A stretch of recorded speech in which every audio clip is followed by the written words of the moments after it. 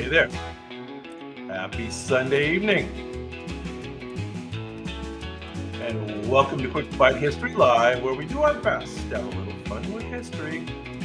You can catch us live normally each Wednesday and Sunday evenings at 7:30 p.m. Eastern, 4:30 p.m. Pacific time. We have a spectacular show for you tonight with 3 fresh categories all rolled into one incredible show.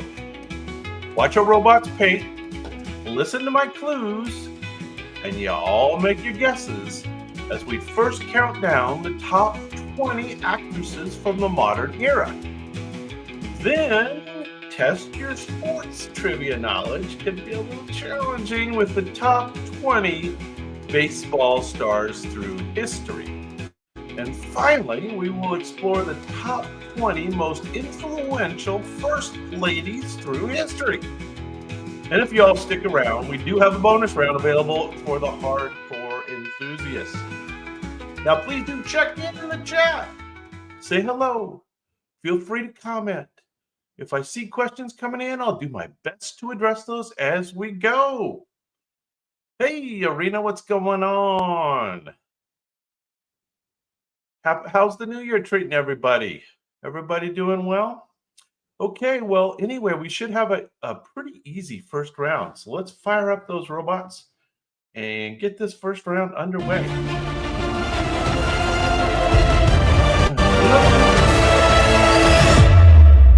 Robots paint. You guess. I'll give some clues along the way. And we'll see what we can do. Yeah, I think this first round's not going to be round. We're going to be counting down the top 20 actresses of the modern era. So here we go. She has been nominated for more Academy Awards than any other actor or actress in history. Her ability to master different accents has become one of her trademarks. Who knows? She portrayed Margaret Thatcher in The Iron Lady, winning an Oscar for her role. Some of her best-known films include Sophie's Choice, Out of Africa, and The Devil Wears Prada. Stuart, what's up? Good to see you, man. Of course, yes, indeed, you are correct. She holds 3 Academy Awards and has received 21 nominations. So yes, indeed, you are correct. This is Meryl Streep. Meryl Streep's first Oscar nomination came in 1979 for a movie called The Deer Hunter. Do you remember she was in that? I didn't remember she was in that, making the start of a record-breaking career. I did kind of like Out of Africa. I thought that was a pretty good film. Anyway, Meryl Streep, you are correct. I think this first round's going to be a little bit easy, but we're due for an easy round, right? Okay, next up. This actress was born in South Africa. She began her career as a model before turning to acting. She won an Academy Award for her transformative role in Monster in the year 2003. She performed most of her own stunts in the movie Mad Max Fury Road. And if you saw that, that's the best Mad Max movie. It's even better than the original Road Warrior. So what was it? Mad Max, Road Warrior, Thunderdome, there were a bunch of them. But Fury Road is pretty awesome. She's known for her roles in Atomic Blonde, that was interesting, The Italian Job, and Bombshell. I don't think I saw Bombshell. Do you know who this is? An advocate for women's rights and HIV awareness, she founded the Charlize Theron Africa Outreach Project. So yes, indeed, this is Charlize Theron, born in 1975. Charlize Theron was discovered at a bank when she was arguing with a teller over a rejected check. That's kind of a funny story. All right. Those are the first two. They might get a little harder. Let's see. See if you know who this is. She is one of the most respected stage and film actresses of her generation. Her breakthrough came in the film Doubt, 2008, where she earned an Oscar nomination, despite only appearing on screen for 8 minutes. Wow. 8 minutes. Must have been a good 8 minutes. She won an Academy Award for her role in Fences alongside Denzel Washington. Excuse me. She made history as the first African-American woman to win the Triple Crown of Acting. She won an Oscar, an Emmy, and a Tony Award. Does anybody know who this is? I'm not super familiar with her work, but she sounds pretty good. She's known for her role as Annalise Keating in the TV series How to Get Away with Murder. Anybody know? Going once, going twice. This is Viola Davis. Viola Davis. Viola Davis is also a children's book author, publishing Corduroy. Corduroy Takes a Bow. Interesting. I think you'll know this next one. Hey, Jan, what's going on? Can you name this actress from just the robots painting? It might be a little hard from the painting. She began her acting as a child, making her film debut at age 9 in a movie called North. She starred in Lost in Translation, earning critical acclaim for her mature performance at a young age. She is widely known for her role as Black Widow in the Marvel Cinematic Universe. She's been in a lot of movies. She also released 2 music albums. I don't think I knew that, showcasing her talent as a singer. She is one of the highest grossing actresses of all time. Yeah, Matthew knows. Matthew knows. Stuart knows. Of course. Scarlett Johansson, born in 1984. Scarlett Johansson was the world's highest paid actress in 2018 and 2019, according to Forbes magazine. There you go. Scarlett Johansson. We're down to number 16. We're doing a countdown tonight. Top actresses of the modern era. Let's see if you can get this one. This Australian-born actress is known for her versatility and classic beauty. It's not who you think. She won her first Oscar for portraying Katharine Hepburn in the movie Avatar. I'm sorry, not Avatar. The movie The Aviator. Excuse me. 2004. No, see, I would have guessed Nicole Kidman right off the bat, but it's not. Her performance in Blue Jasmine earned her a second Academy Award. She played the Elf Queen in Lord of the Rings. Yeah, there you go. There you go. You've got it now. She has served as a jury president at the Cannes Film Festival. That's kind of a little known thing. Probably the main clue would be the Katharine Hepburn in The Aviator, which I blew the clue for you guys. Hey, Stuart, you got it. That's right, Cate Blanchett, born in 1969. Cate Blanchett graduated from Australia's National Institute of Dramatic Art, which has produced many famous actors. There you go, Cate Blanchett. One of the top actresses of the modern era. Now, I didn't know this actress. I recognize this actress, but I didn't know her name, so good luck. She was born in Mexico and raised in Kenya.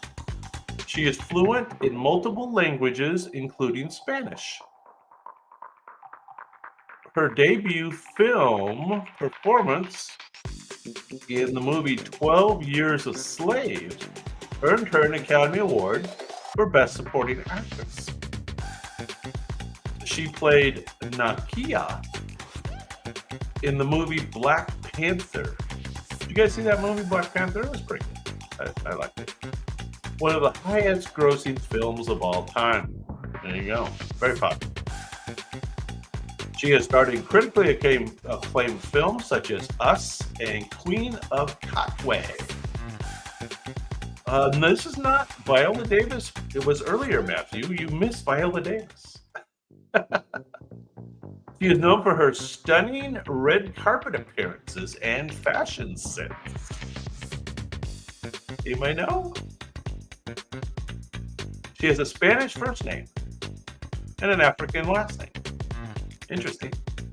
Lupita Nyong'o. Lupita Nyong'o. There you go. She wrote a children's book titled Sulwe, which addresses themes of self-love and diversity. There you go. I bet you know this one. Speaking of Australians, she began her career in Australian soap operas before breaking into Hollywood. She gained recognition for her role as Naomi Lapoglia in The Wolf of Wall. I didn't know her last name. The Wolf of Wall Street, of course, with Leah. She earned an Oscar nomination for portraying Tanya Harding in I, Tanya. I forgot about that one. That's dark. Yes, Stuart, you got it. She portrayed Harley Quinn in Suicide Squad and Birds of Prey. She is the co-founder of the production company Lucky Chap Entertainment, which focuses on female-driven stories. Yeah, it's Barbie. It is indeed Barbie. She was the classic Barbie, no question. That's right, Margot Robbie. Guess when she was born? This is scary. 1990. Margot Robbie is also a trained trapeze artist and did many of her own stunts in Suicide Squad. Wow, didn't know that. Crazy. All right, next up, you'll know this one. She first gained fame with her role in the action thriller Speed, 1994. She is known for her diverse range. She has starred in romantic comedies, dramas, and action films. Yes, she has. All those. Yeah, everybody's getting it. This is an easier category, isn't it? We don't want to have to name all those architects. Although we're going to see how you do it in baseball. One of Hollywood's highest paid actresses and a major box office draw. That's right. Everybody knows it's Sandra Bullock. Born in 1964. Sandra Bullock speaks fluent German, having spent part of her childhood in Germany. She won an Academy Award for her role in The Blind Side in 2009. Other notable films include Gravity, Miss Congeniality, and Bird Box. You guys see Bird Box? Are you familiar? That's a weird movie. Bird Box. That's right, Sandra Bullock. All right. Since Australia is our favorite place for actresses to be born, although this one was born in Hawaii, but she does hold dual citizenship in Australia and the United States. Her breakout role came in Days of Thunder alongside Tom Cruise. Stuart! Pretty recognizable, huh? Yes.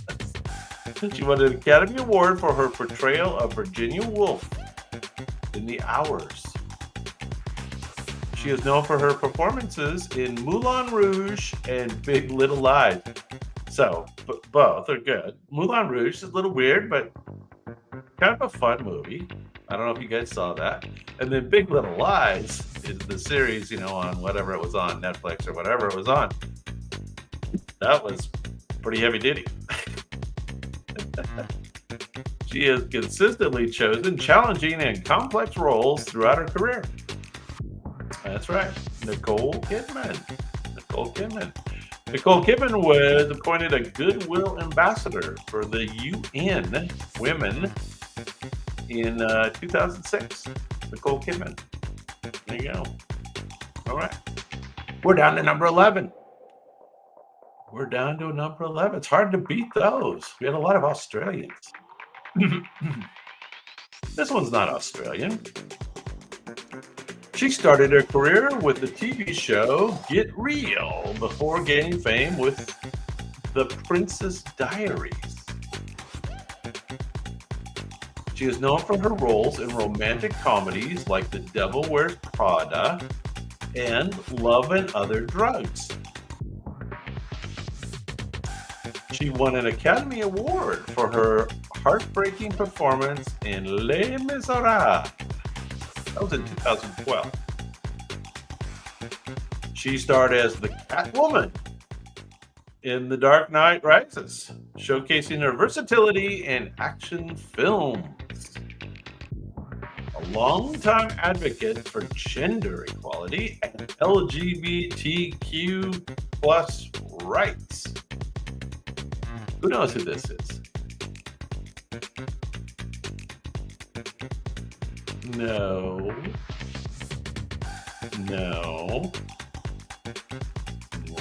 Who knows? Yeah, the one girl Meryl Streep hates. That's correct. That is correct. In The Devil Wears Prada, she does hate Anne Hathaway. Anne Hathaway, born in 1982. Anne Hathaway was named after Shakespeare's wife, Anne Hathaway. That's who she was named after. There you go. I bet you know this one.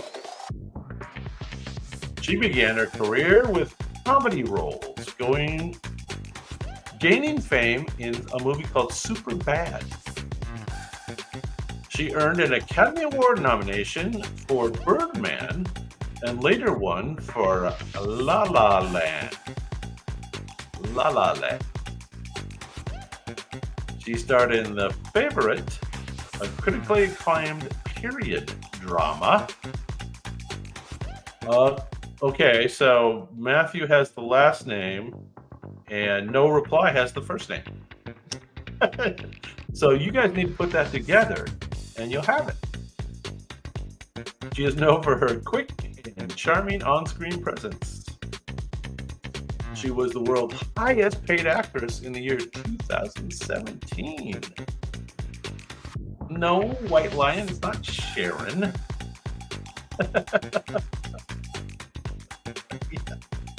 Yes, it is a stone of Emma. That is correct. Or, as we like to say, Emma Stone. Born in 1988. Emma Stone's real name is Emily. Did you know that?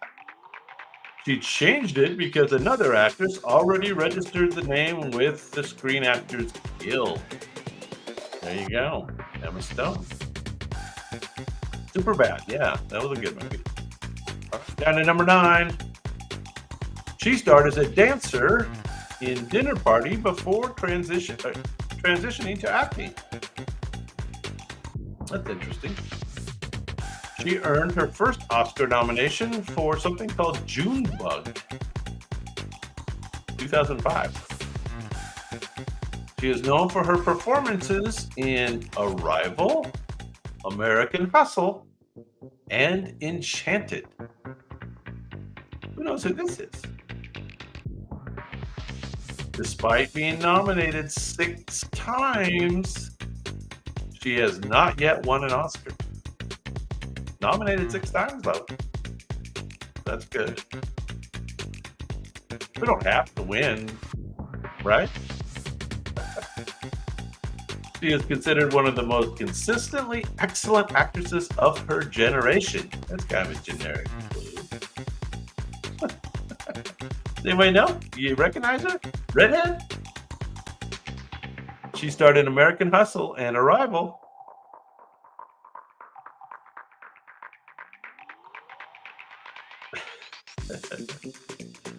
This is Amy Adams, of course. Amy Adams, born in 1974. Amy Adams worked at Hooters. Did you know she worked at Hooters? There you go. Next up, number 8. She was discovered by Al Pacino while attending Juilliard.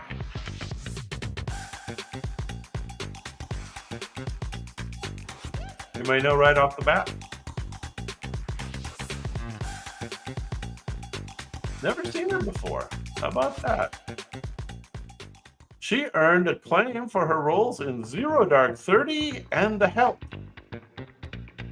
She won her first Academy Award for The Eyes of Tammy Faye.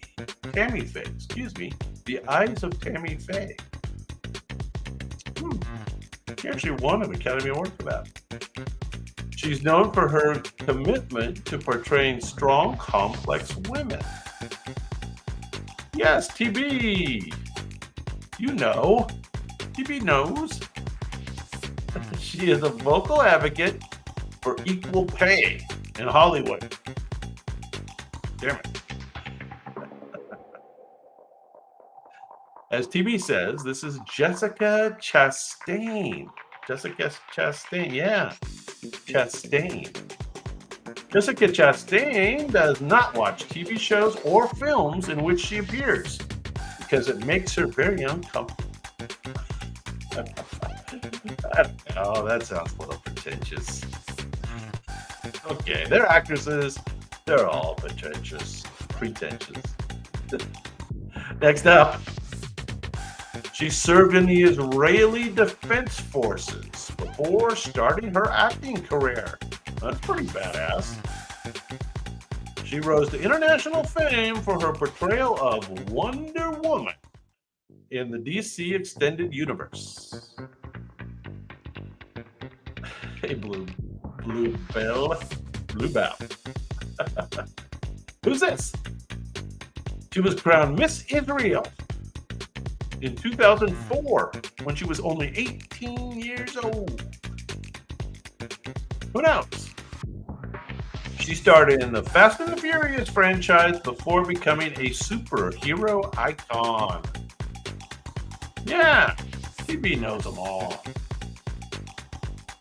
She is known for her work as a producer and for supporting charitable causes.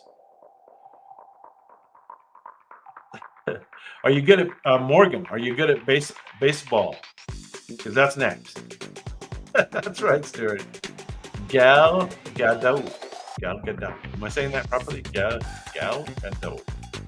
Gal Gadot was 5 months pregnant while filming Wonder Woman, and her costume had to be adjusted to accommodate her pregnancy. Now, it kind of ruined it for me. I don't know. Maybe it did. Okay. Who's up next? Number 6. She earned critical acclaim at the age of 20 for her role in The Winter's Bone. She played the fearless Katniss Everdeen in the Hunger Games series. Surely you know this one, Morgoon.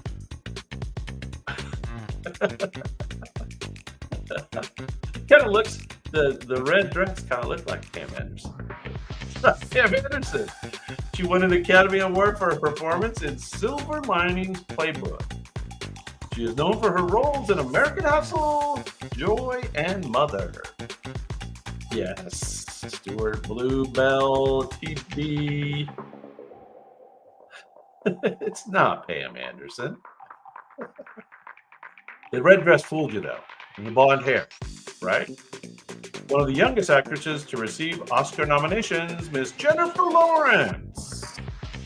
Jennifer Lawrence was discovered by a talent scout while on a family vacation in New York City at the age of only 14.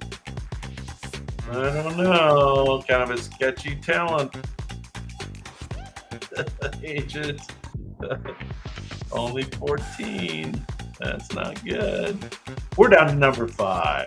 Let's see if you can get this one. She made her film debut at the age of 12 in a movie called Leon. Oh, I'm sorry, Leon the Professional. She earned a degree in psychology from Harvard University while continuing her acting career. Smart girl. She won an Academy Award for her intense performance in a movie called Black Swan. Now, did you guys see Black Swan? That was a little dark. Yes, you guys got it. TB. Brad's in the house. Brad's in the house for the baseball. Coming up, Brad, we're going to count on you and Jan for the baseball. She won an Academy Award for intense performances in Black Swan. She starred in Star Wars. She is known for her role in Jackie, V for Vendetta. I like that one. Did you see V for Vendetta? That wasn't bad. And Thor. I forgot she was in Thor. I could do without that. That's right. This is Natalie Portman, born in 1981. Natalie Portman speaks 5 languages, 5, including Hebrew and French. Wow. Wow, wow, wow. Natalie Portman. All right. All right, we're down to number 4. You guys handle the excitement.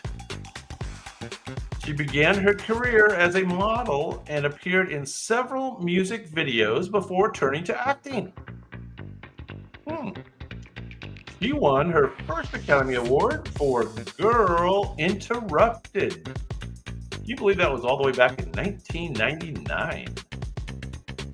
That sounds like a Prince song. Yeah. Rumbus is in the house. Your mom's in the house. Finley's in the house. Francisco's in the house. Good to see everybody. Glad everybody's in the house. Everybody knows who this is, right? Other notable films include Changeling, Magnificent, and Mr. and Mrs. Smith, of course. Yes, indeed. This is Angelina Jolie. Guess when Angelina Jolie was born? 1975. 1975. Angelina Jolie has a pilot's license and often flies her private plane. Did you know that? I had no idea. Tomb Raider. Yeah, she was the Tomb Raider. No kidding. Lara Croft. All right, we're down to number 3. Here we go. This gal received her first Oscar nomination at the age of 13 for a movie called Atonement. Wow. She earned acclaim for her roles in Brooklyn and Lady Bird. By her mid-20s, she had received 4 Academy Award nominations. Kind of looks like Glenn Close, but it's not Glenn Close. She is known for her roles in Little Women and the Grand Budapest Hotel. She was born in New York, but she was raised in Ireland, and she speaks with an Irish accent. And she has an Irish name that I will attempt to pronounce when we give the answer. Who remembers? Yeah. I don't know about that spelling, Rhombus, but you know who it is. That's correct. Yes, I believe her name is pronounced Cersei.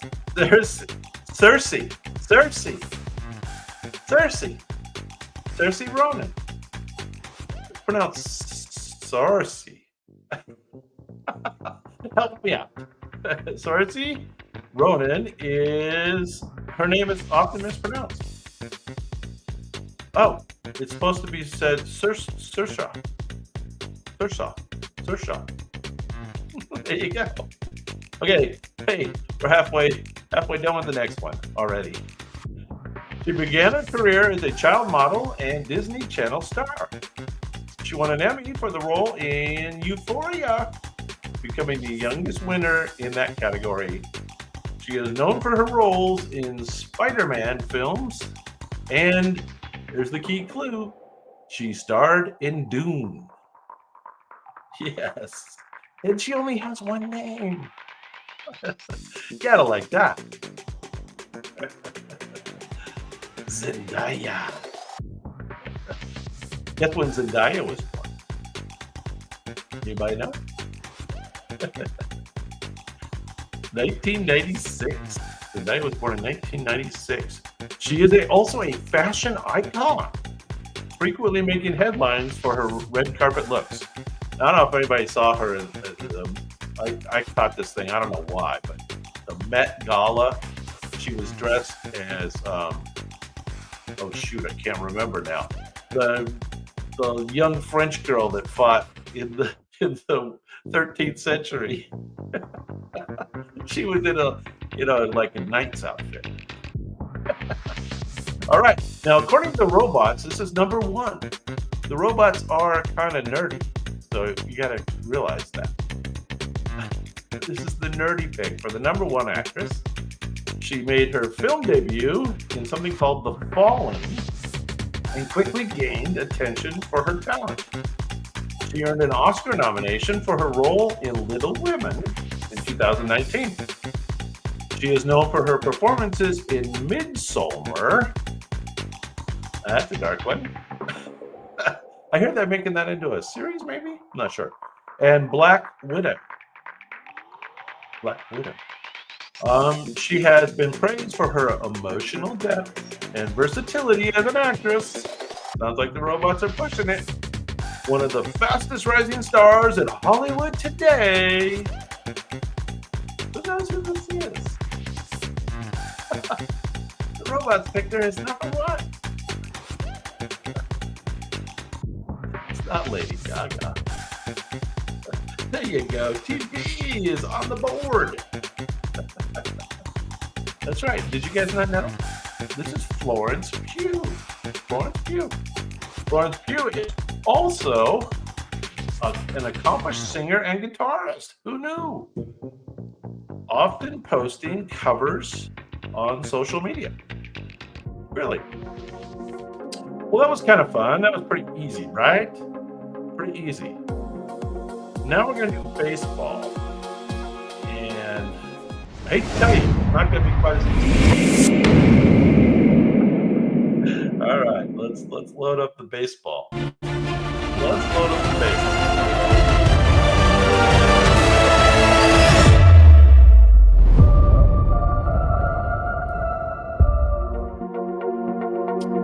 All right, we're going to count down the top 20 baseball stars through history. Know the rules. What's paint? You guess. I give some clues. Good luck.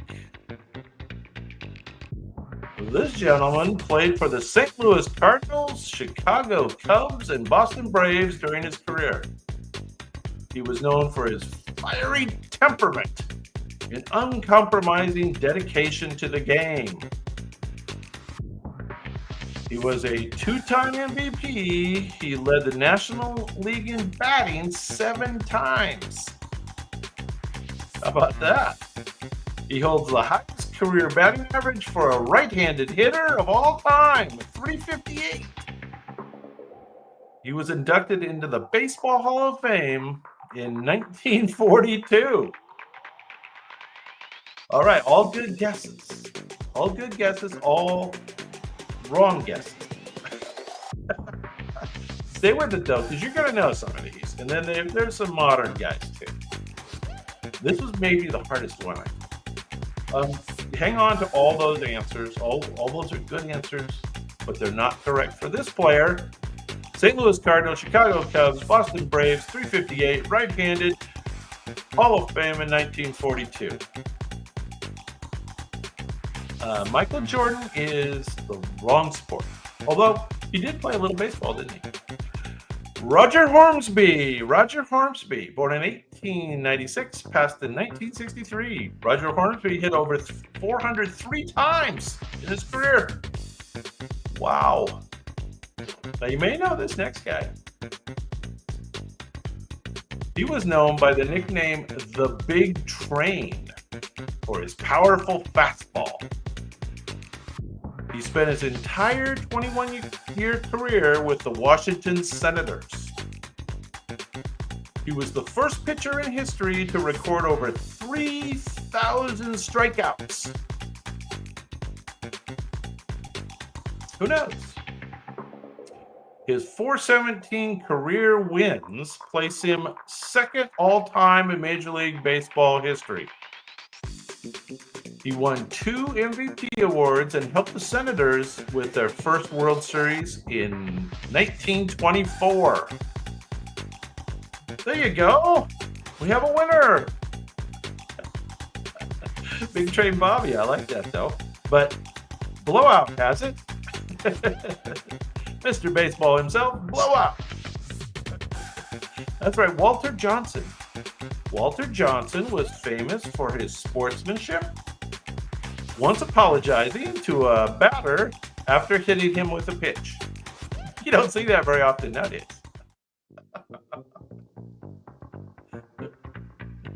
That's right, Big Train, Walter Johnson. There you go. Now we're down to number 18. You guys got that one, though. Be proud of yourself as a team. Baseball is a team sport.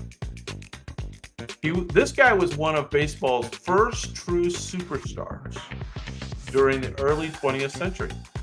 He earned the nickname the Christian Gentleman for his gentlemanly conduct on and off the field. How about that? He pitched for the New York Giants and helped them win the World Series in 1905. He recorded 373 career wins and had a career ERA of 2.13. Wow. He was among the first 5 players inducted into Baseball's Hall of Fame in 1936. Now, Babe Ruth, hang on to that answer.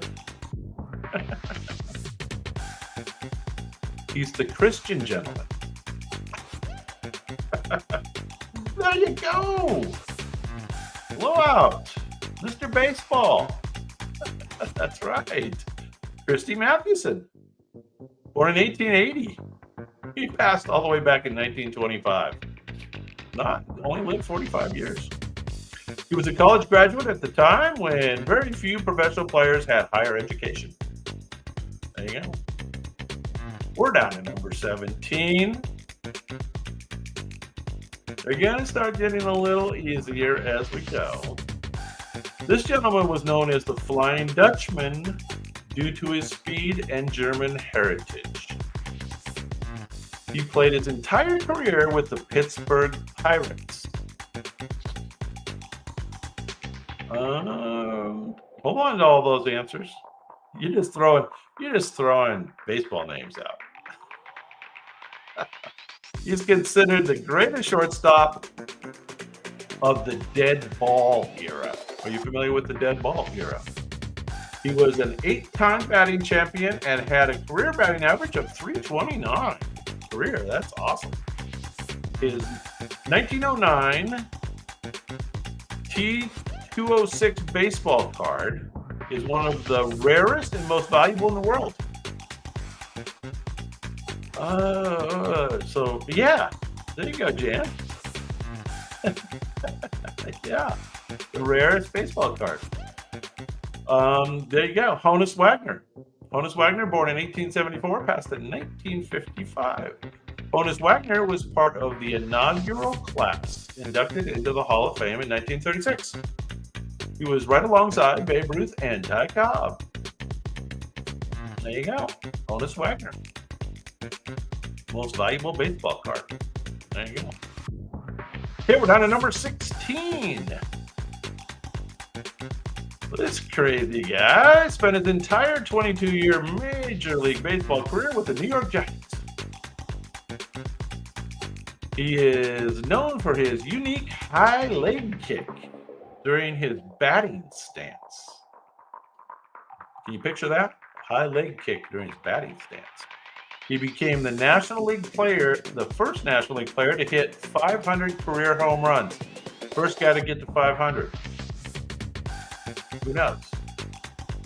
He was a 12-time All-Star and led the National League in home runs 6 times. And he went on to manage the Giants after his playing career ended. Who knows? First guy to hit 500. Whole career with the Giants. Went on to coach the Giants. And doesn't ring a bell, huh? That's okay. They can't all be easy. They can't all be easy. This gentleman's name is Mel Ott. Sound familiar now? Mel Ott. 1909 to 1958. Mel Ott was only 16 years old when he made his Major League debut. Now, is that a record? Has anybody played before the age of 16? I don't think so. Mel Ott. Now, I think you'll know this guy. Number 15 on our list. Not in order of age. He's known as Hammerin' Hank for his powerful hitting. He played 23 seasons, mostly with the Milwaukee and Atlanta Braves. He held the all-time home run record of 755 for 33 years. Yeah. Matthew's got it. Matthew's got it. He was a 25-time All-Star, a record in Major League Baseball. He overcame significant racism during his pursuit of Babe Ruth's home run record. Remember that? I remember watching the game when he hit the home run to pass Babe Ruth. I do remember.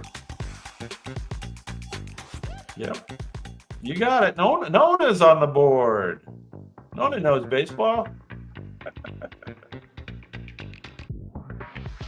That's right. Hank Aaron. Hank Aaron still holds the record for most career RBIs.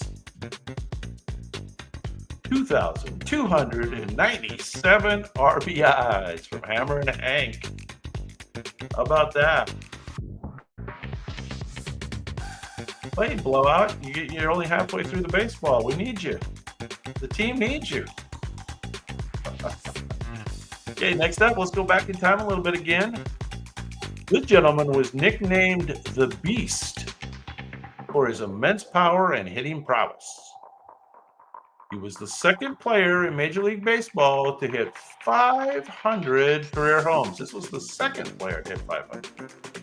He won 3 MVP awards and 2 World Series titles with the Philadelphia Athletics. Did you know the Athletics were in Philadelphia? There you go. He led the American League in home runs 4 times. He finished his career with a .325 batting average and 534 home runs. Anybody know this guy? He was the Beast. And his last name is a furry creature. A furry creature that my chickens need to watch out for. We don't want this furry creature in the chicken coop. I'm trying with more clues.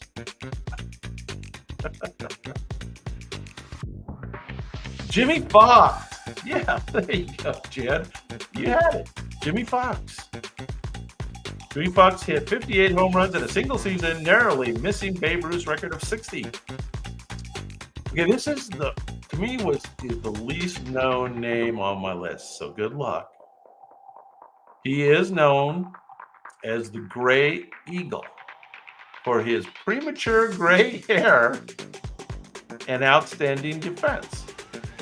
He holds the Major League Baseball record for most career doubles. That's odd. With 792. He must have been fast. He had a .345 career batting average over 22 seasons. He played primarily for the Boston Red Sox and the Cleveland Indians.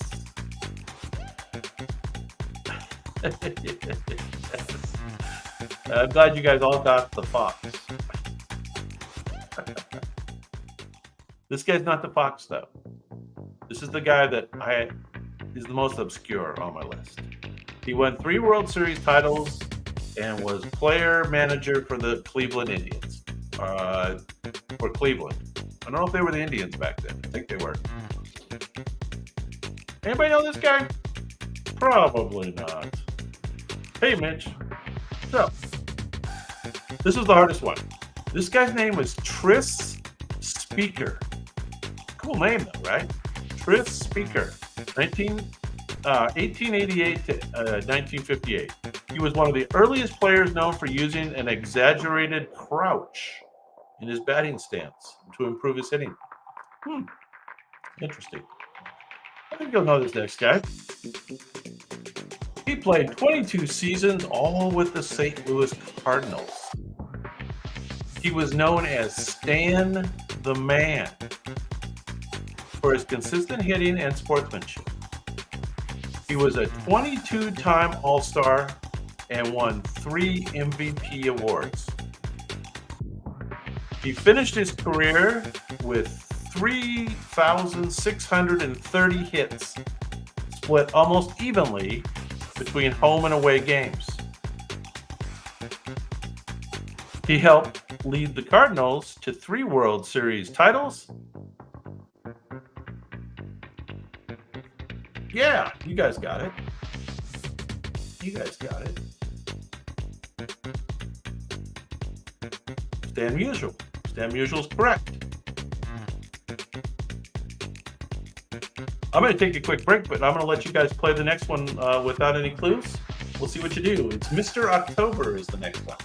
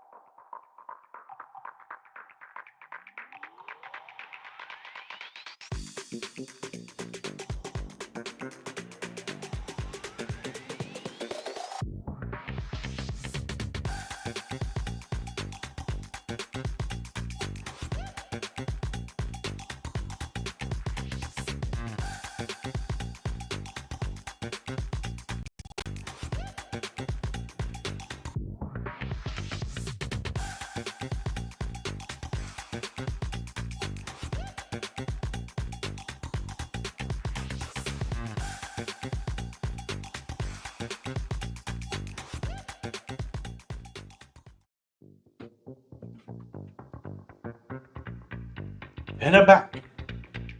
And I'm back. Anyway, yes.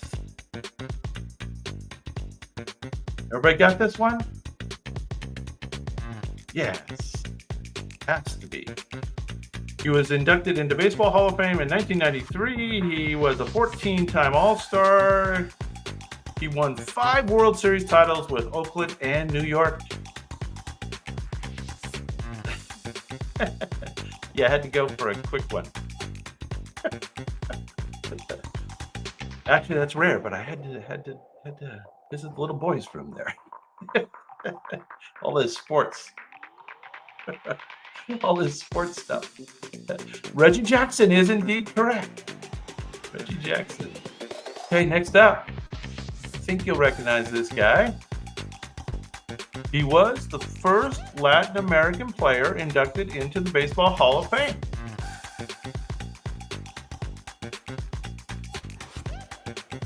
He is known for his cannon arm. He won 12 Gold Glove awards in right field. Yes, take me out to the ball game. We needed the song. Too many beers.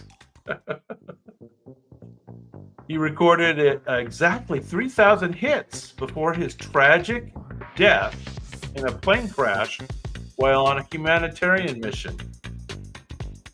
That should be the key clue right there. He was a 15-time All-Star and the 1966 National MVP. Played his entire career with Pittsburgh Pirates. Yes, Jan has it. Jan has it. And I think Mitch was trying to spell it. His last name. That's right, Roberto Clemente. Roberto Clemente, 1934, and tragically passed in 1972 on a humanitarian mission. The Major League Baseball presents an award named after him annually to the players who excel in both baseball and community service. There you go. Now, if you're into the game nowadays, you probably recognize this guy as a recent baseball star. He's known as the Captain. He played his entire career with the New York Yankees. He was a 14-time All-Star and a 5-time World Series champion. Yeah, you guys got that last one. Roberto Clemente, of course. Yeah, Matthew's got this one. He earned 5 Gold Glove awards for his defensive play at shortstop. He finished his career with over 3,400 hits, ranking him 6th all-time. He was inducted into baseball's Hall of Fame in the year 2020. Yeah. Everybody's getting it correct, I think. This indeed is Mr. Derek Jeter. Derek Jeter. Born in 1974. And, of course, still alive and kicking. Derek Jeter was known for his signature jump throw from deep in shortstop. I can picture it now. Going into the hole and taking the jump and throwing the player out. There you go. Derek Jeter. As a Dodger Giant fan, I am not much of a New York Yankee fan. Here we go. Known as the Kid, he played 22 seasons, primarily with the Seattle Mariners and the Cincinnati Reds. He was famous for his graceful swing and spectacular defensive plays in center field.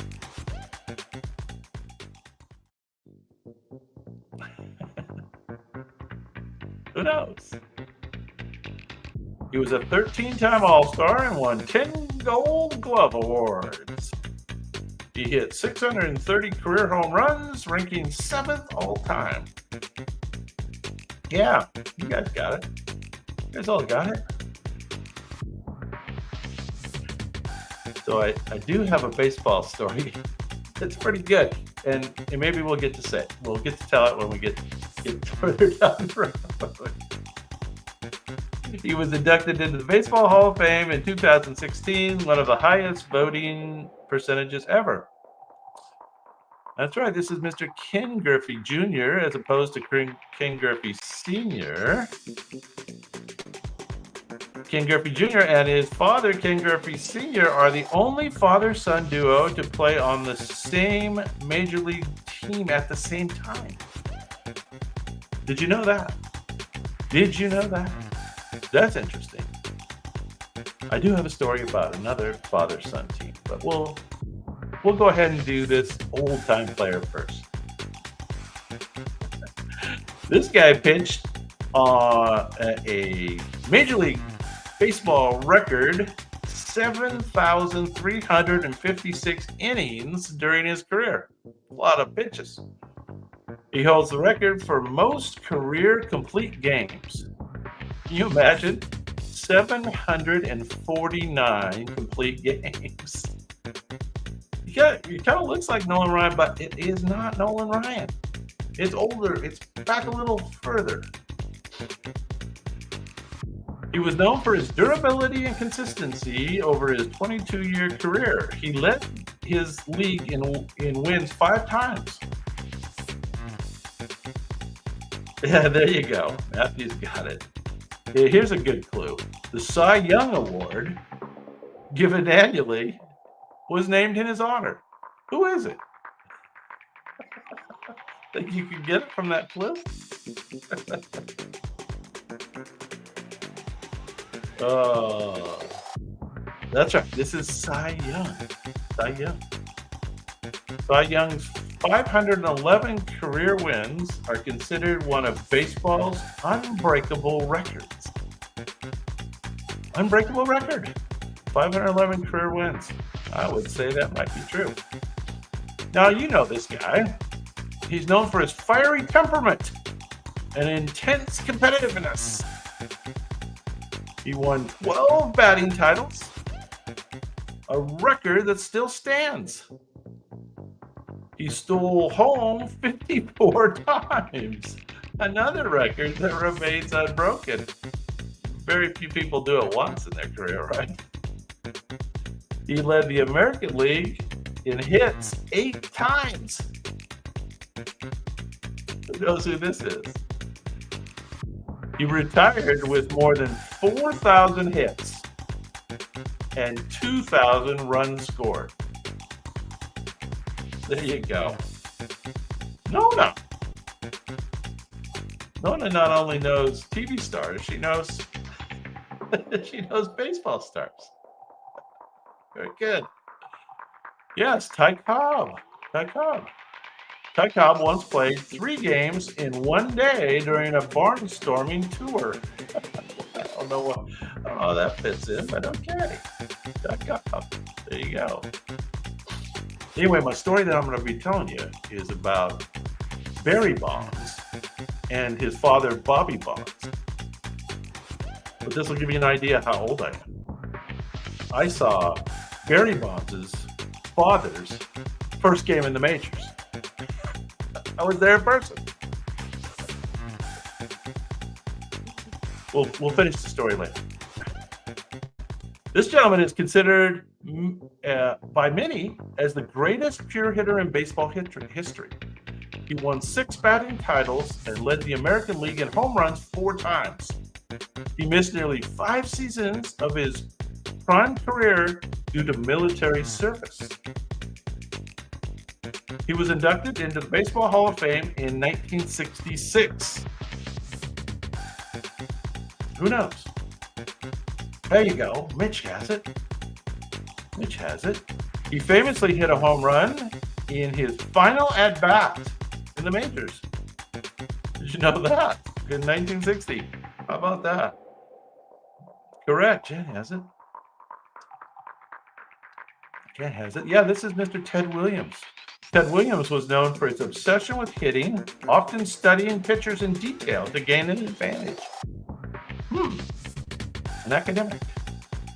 Anyway, so Bobby Bonds was substituting in the San Francisco Giants. We were in Old Candlestick, freezing our butts off. And he was replacing a guy named Ollie Brown out in right field, I think. And he hit a grand slam home run in his first game in the majors. Bobby Bonds, Barry Bonds' father. And I was there. So there you go. There's my baseball story. There it is. This gentleman was known for his remarkable consistency at the plate. He played his entire career with the New York Yankees. He was one of the most popular athletes of his era. He won 3 MVP awards during his career. Look familiar? Here's the key clue.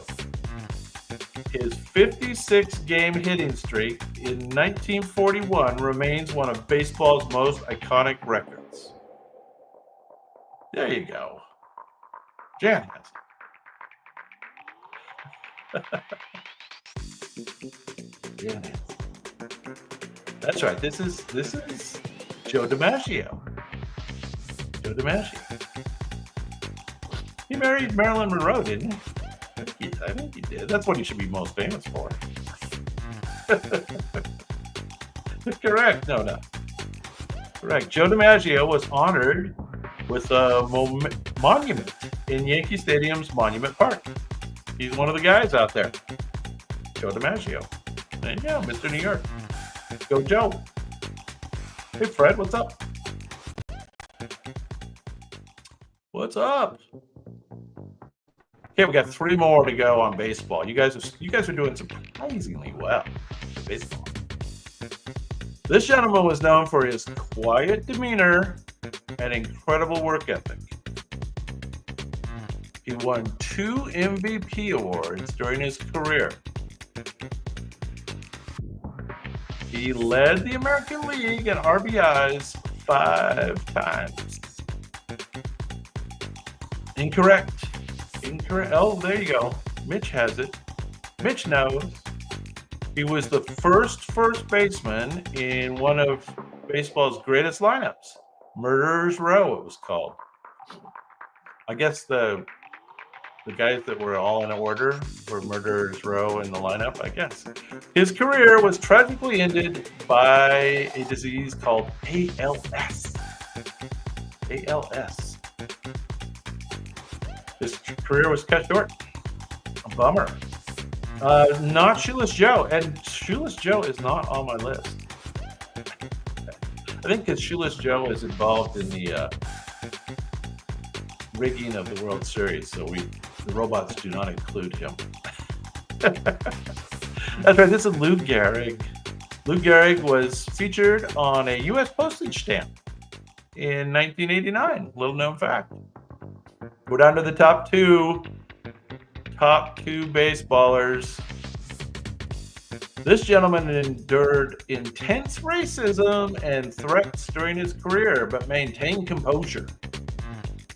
He was Rookie of the Year in 1947. He had a career batting average of .311, and he stole 197 bases. Yeah, knows. He was a key figure in the Dodgers' 1955 World Series win. There you go. His legacy is celebrated annually on April 15th with Dodgers Jackie Robinson Day. Who is it? Is that a good clue? Unrelated to OJ. Not related at all. This is Jackie Robinson. Jackie Robinson's brother, Mac, won a silver medal in the 1936 Olympics, finishing second to Jesse Owens. That's a little known fact. Boy, that's some trivia there for you. There you go. There's some trivia. Okay, well, you can probably guess the number 1 baseball player in history, known as the Sultan of SWAT and the Bambina. 2 great nicknames. He changed the game with his power, and he had the best nicknames. He started his career as a pitcher for the Boston Red Sox. Did you know he was a pitcher?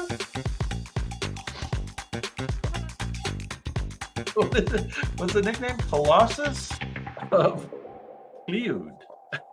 I like that. He set a then record 714 career home runs. He became a legendary slugger with the New York Yankees. He helped the Yankees win 7 pennants and 4 World Series titles. Would have thought it was more. I would have thought it was more. Yeah. It's a candy bar. It's a candy bar. That's right. This is Babe Ruth. Babe Ruth's called shot in the 1932 World Series remains one of the most debated moments in baseball history. And he pointed to the fence.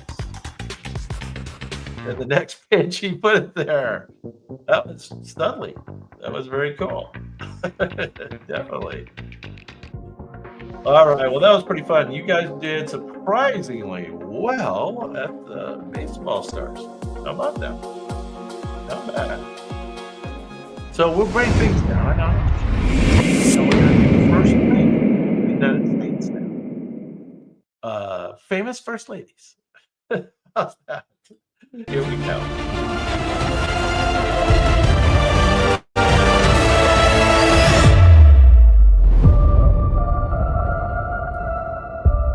You thought that was a little hard, huh, Stuart? Well, there were some baseball nuts in there that carried the day for the team. Like to think of ourselves as a team around here. Part of the game. Just like spell check. Part of the game. All right, first ladies, famous first ladies. You know the rules. Da da da da. She was married to the 30th president of the United States, Mr. Calvin Coolidge. So this lady's last name was Coolidge. She brought pets, including a raccoon, to the White House. Now, that's weird. She actively supported programs for disabled children, particularly the hearing impaired.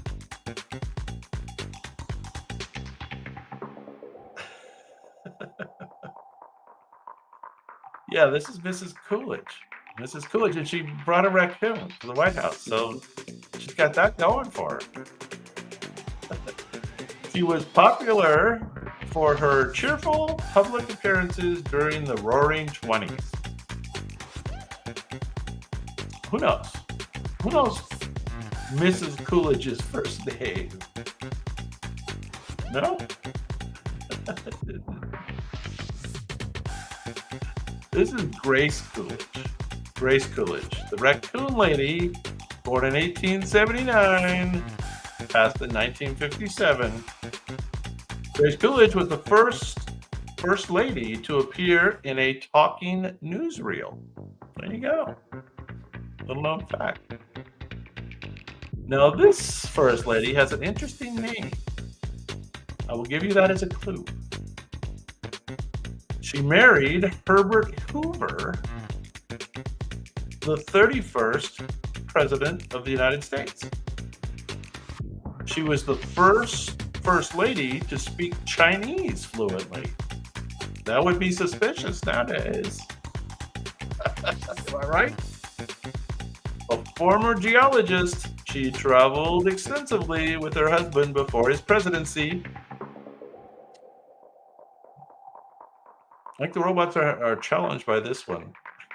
It's a little too far away. I can't read her facial expressions. She served as the president of the Girl Scouts of the USA. She was known for her relief work during World War I and the Great Depression. Who knows Mrs. Hoover's first and middle name? The middle name is the interesting one. No? Nobody knows.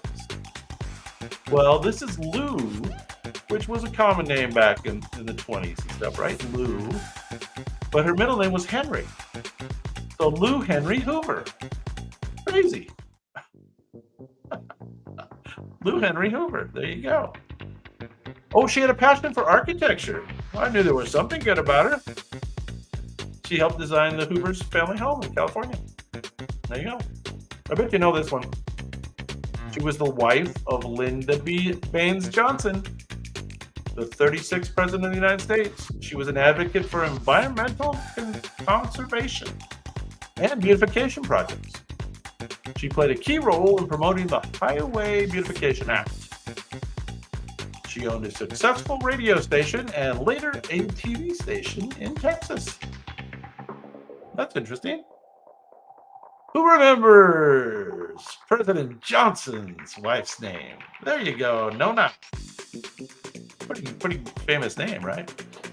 I've been to the Lady Bird Johnson Grove in the Redwoods up in far northern California, right on the coast. Very beautiful. Lady Bird Johnson Grove. There you go. You ever get a chance up near Crescent City, go visit that. She was awarded the Presidential Medal of Freedom in 1977. Lady Bird Johnson was the first first lady, I have a feeling I would be saying that a lot, first lady to have her own press secretary. She was the first one. There you go. Lady Bird. That's her. All right. Next up. Number 17. She was married to Harry S. Truman, the 33rd President of the United States. So as you can see, saying Mrs. Truman is not going to work out for you. Wrong, Bess. She edited and improved many of her husband's speeches.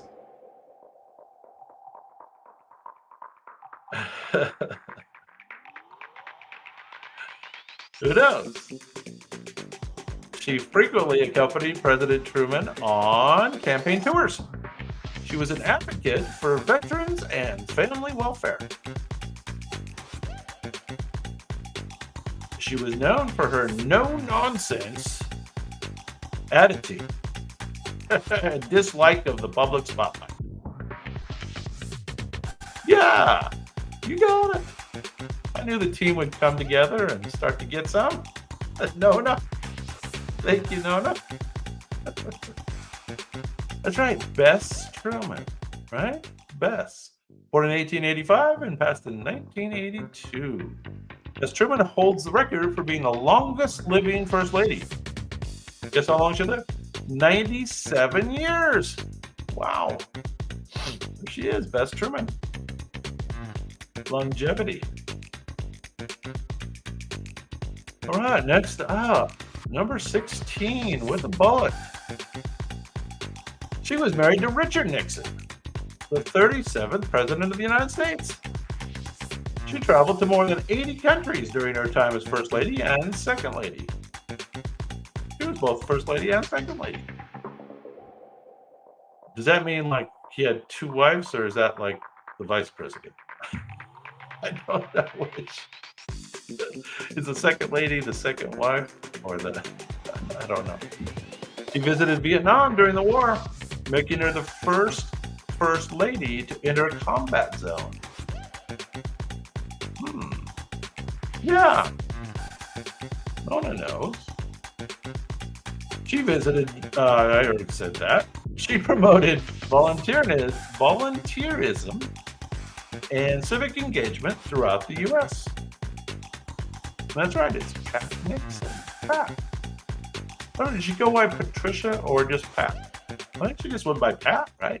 I think so. The daughter, Patricia. But they must have both been Patricia. I don't know. It's very confusing.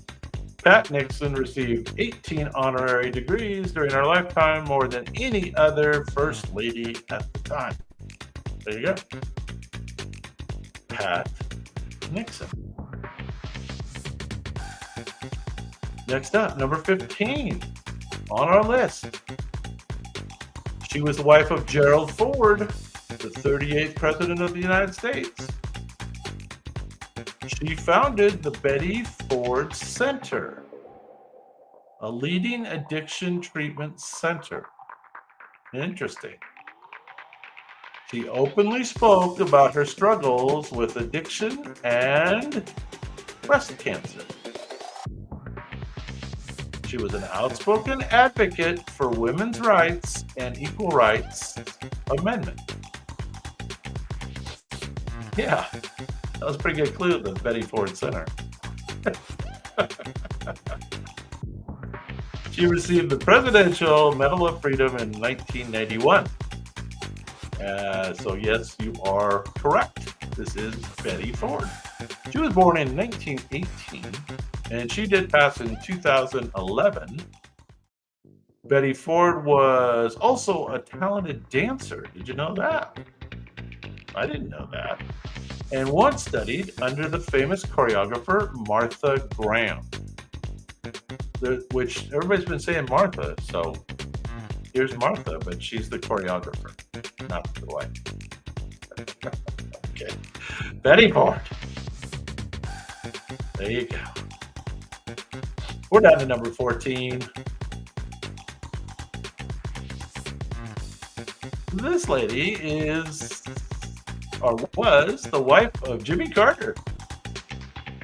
Speaking of Jimmy Carter in the news, I think that was Jan's answer for everything last week. The 39th President of the United States. She was deeply involved in mental health advocacy. She attended cabinet meetings and advised the president on policy issues. What was she doing in there?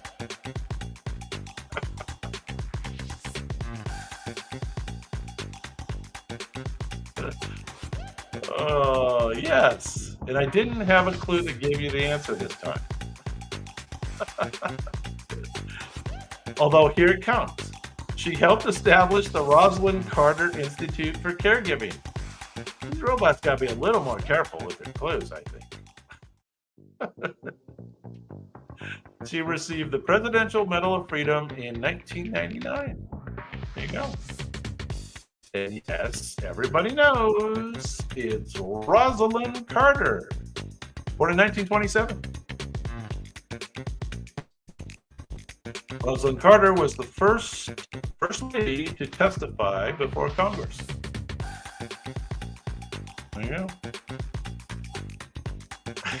Yes. Yes, no. They don't like smarty pants. Good thing we're not doing a TV one. Early days of TV. Not to sweep the house. Let's go back in time a bit.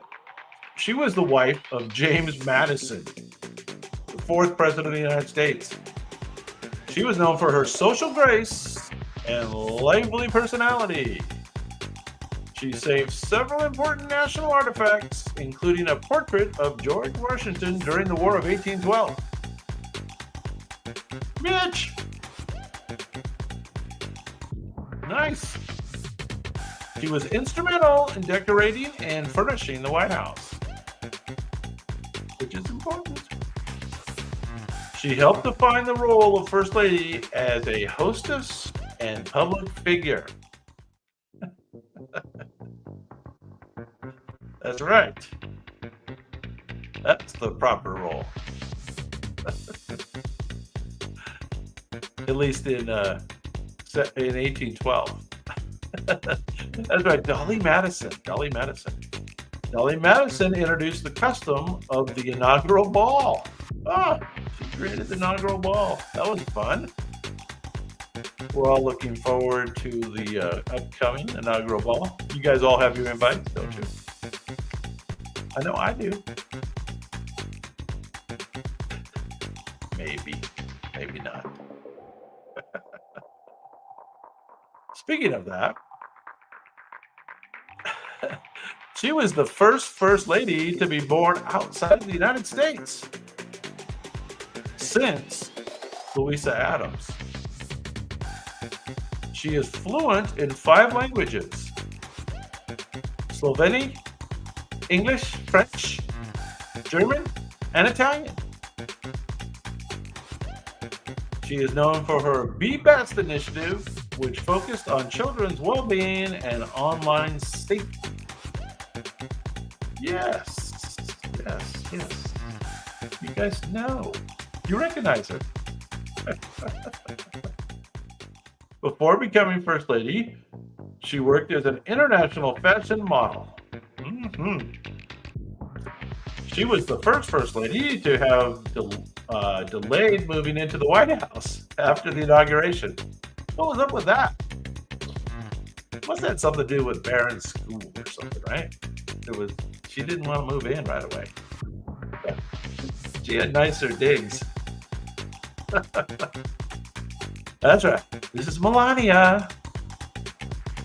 Melania Trump designed and oversaw renovations to the White House Rose Garden. Did you know that? She redid the Rose Garden. There you go.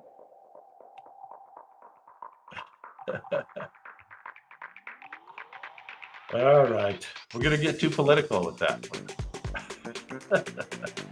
Next up, she was a Hollywood actress before marrying Mr. Ronald Reagan, the 40th President of the United States.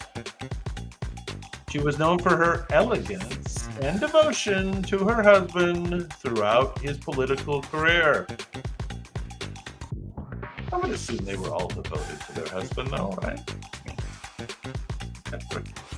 That's right. You guys have Mitch, Rhombus. She launched the Just Say No anti-drug campaign in the 1980s. She consulted astrologers. She consulted astrologers during Ronald Reagan's presidency, which became a controversial topic. Like that. She played an influential role in shaping the White House social life and policy. Just say no, right, Stuart?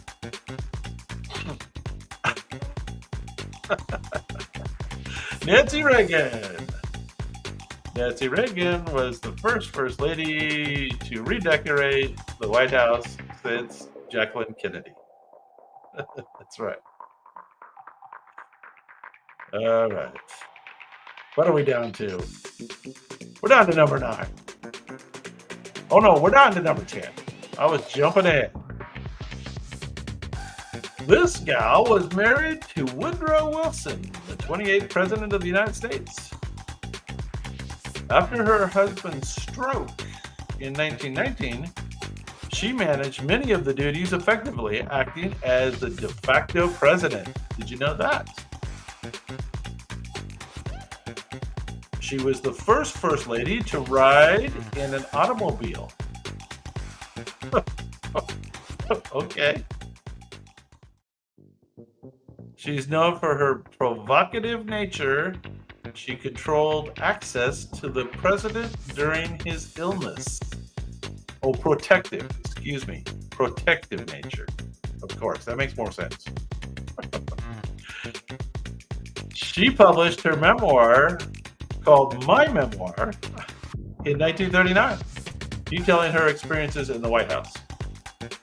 Anyway, does anybody know Mrs. Wilson?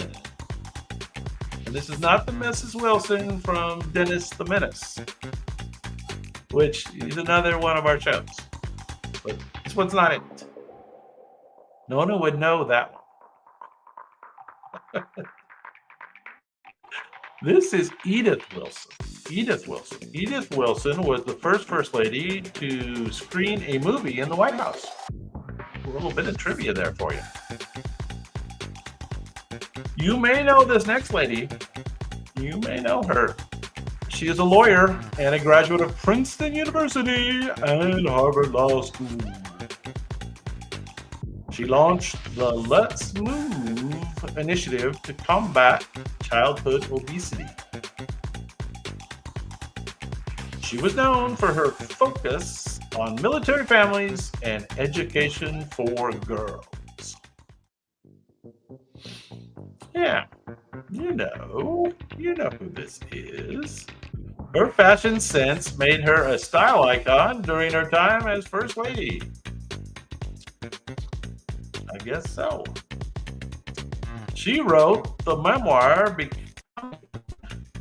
Becoming, which became a global bestseller. There you go. I guess we all know that this is Michelle Obama. She was born in 1964. Michelle Obama planted the first White House vegetable garden since Eleanor Roosevelt. Eleanor Roosevelt planted the Victory Garden during World War II.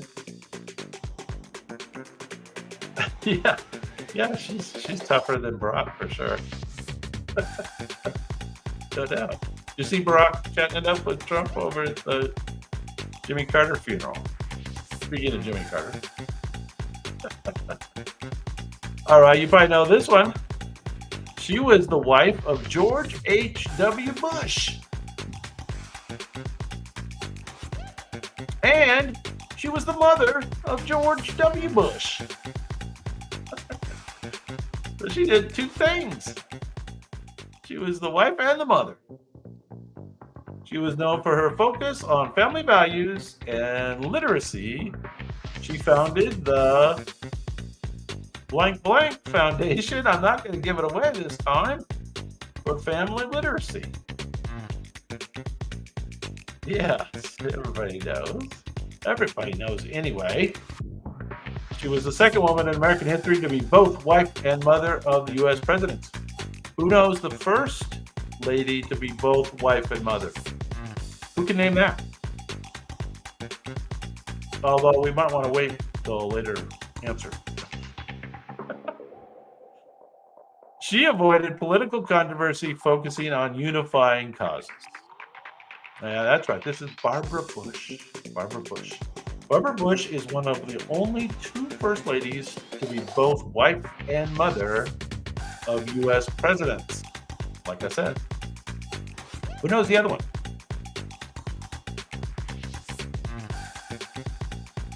Correct. Correct you are.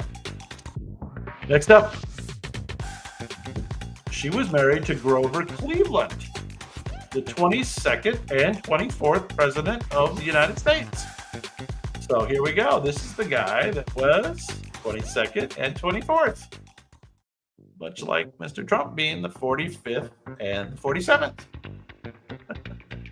At age 21, she became the youngest First Lady in U.S. history. That Grover Cleveland. He was a cradle robber at 21. She was known for her beauty and charm. She quickly became a media darling, no doubt.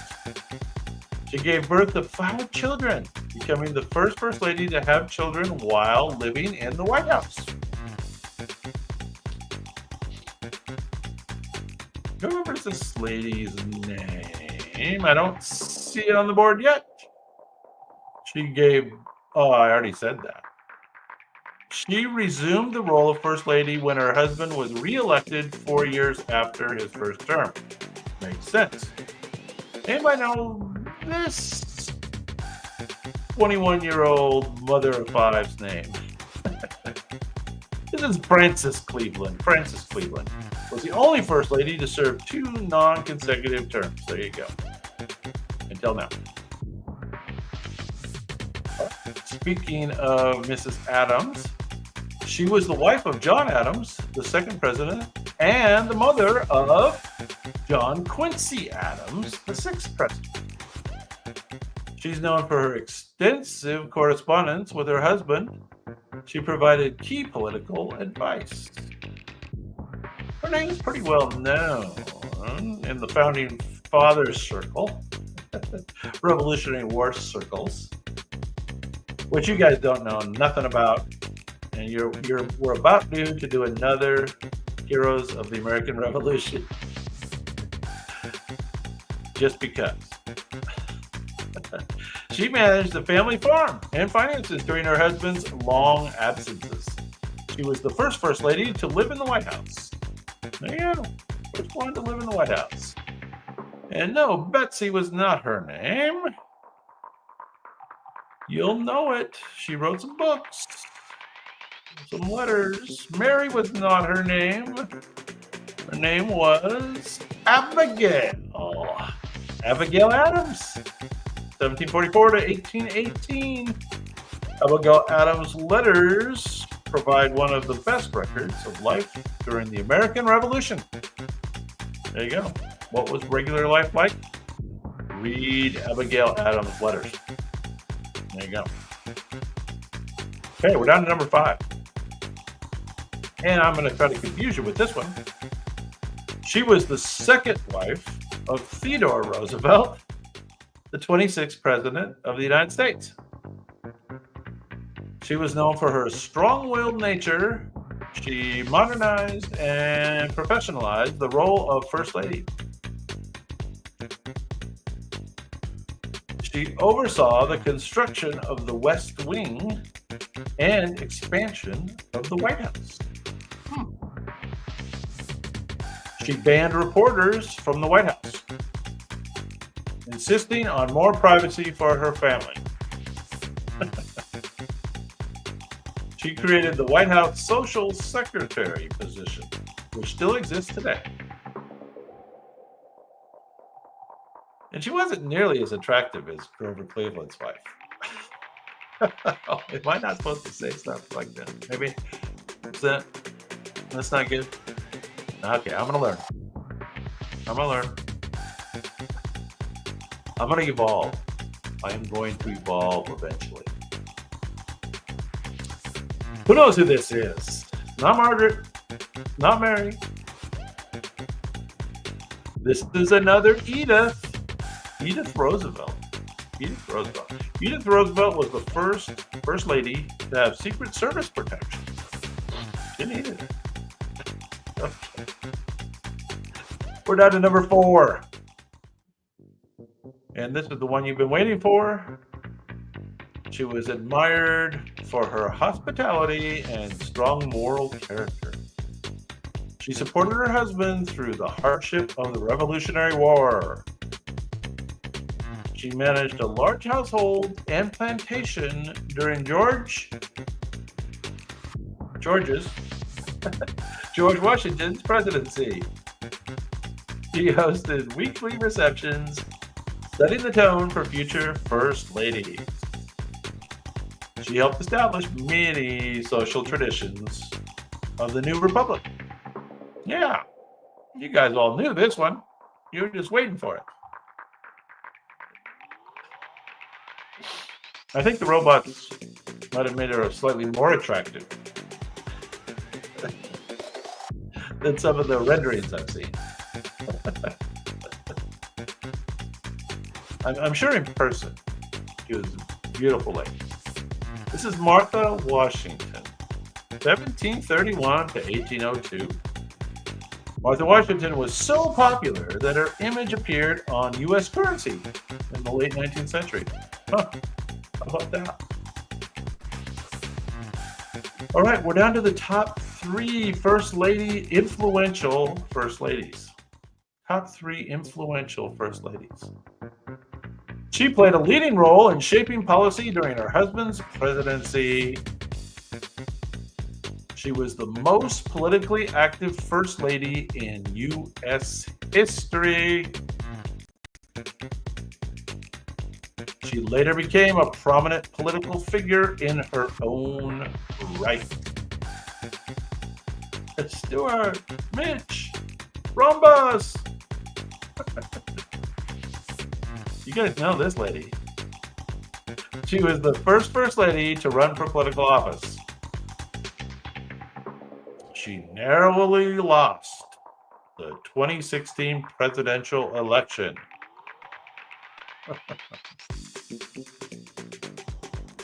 Yes. The Karen haircut. I like that. It's actually not a bad picture of her. That's right. This is Hillary Clinton.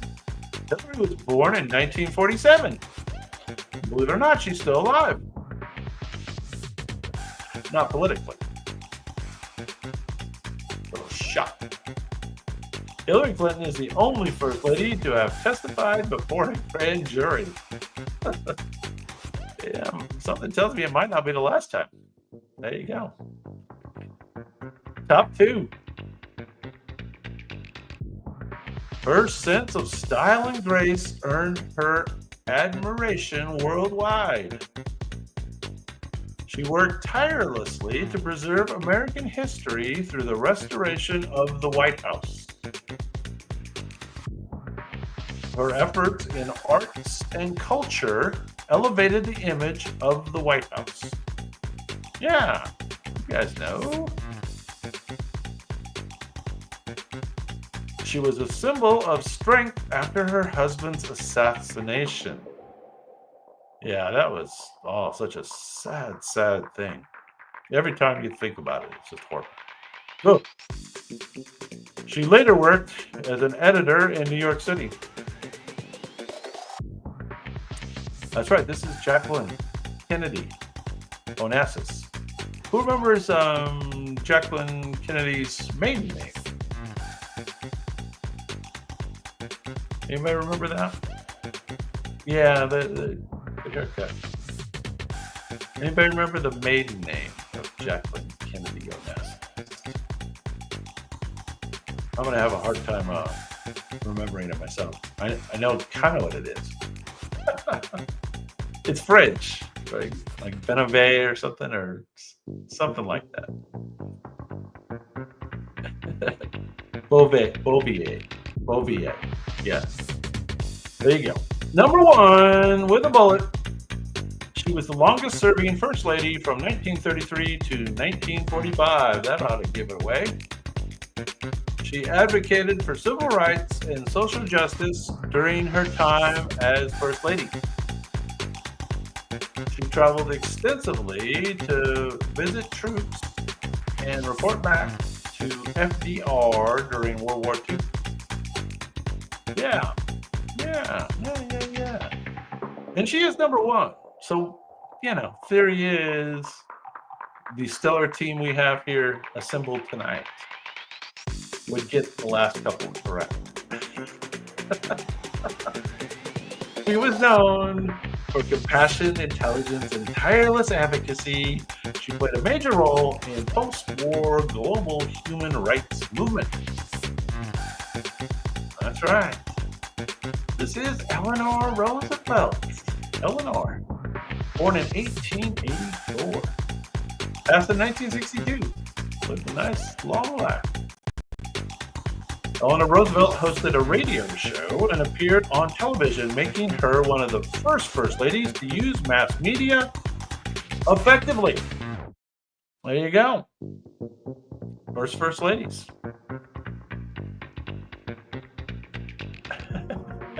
Okay. Good. Well, that concludes our regular programming this evening. You guys want to stick around? I do have a bonus round if you guys are up for it. Bonus round would be top 20 influential free speech advocates through history. So I don't know. Does that sound too boring? Free speech advocates. Anyway, thumbs up, thumbs down on a bonus round. Let's see your input. Let me know whether you want to do one more or whether you've had enough for the evening. Whether the baseball players took it out of you.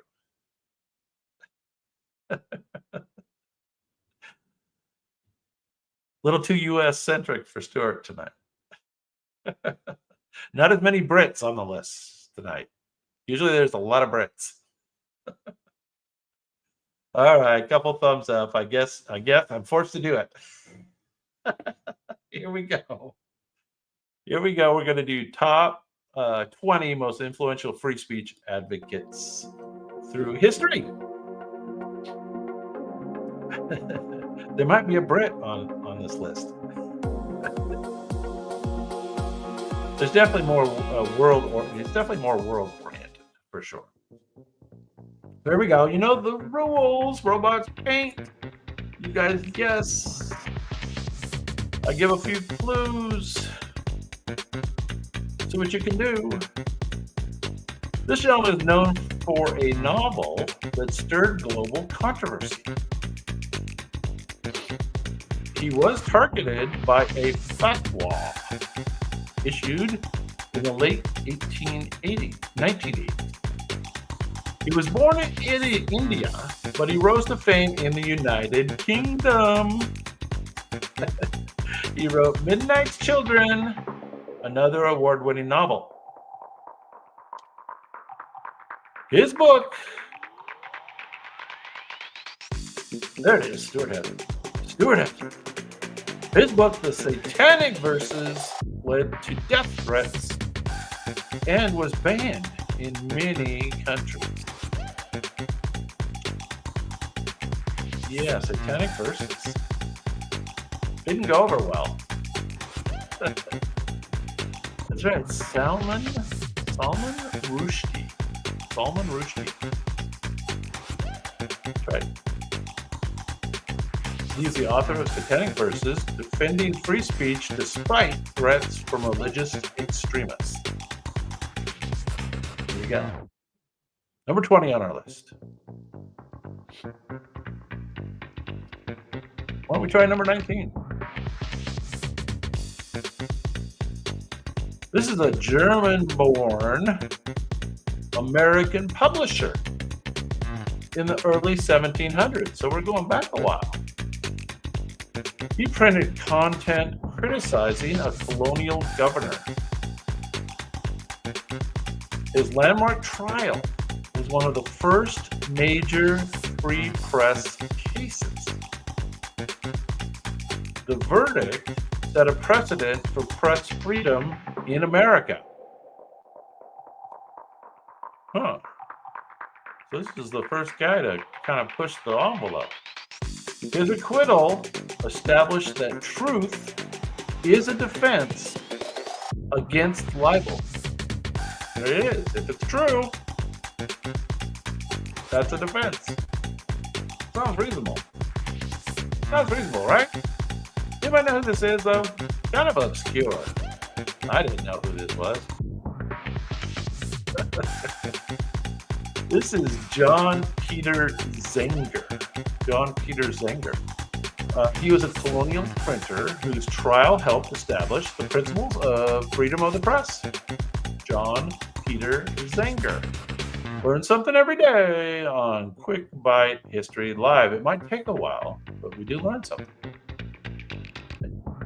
Now making his 11th appearance on Quick Bite History Live, he is the principal author of the Declaration of Independence.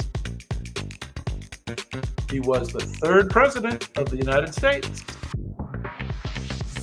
He founded the University of Virginia. His wall of separation phrase influenced church and state debates. Not Hancock. There it is, Stewart. He knows his founding fathers, American founding fathers.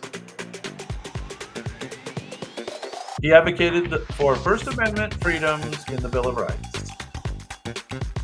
That's correct.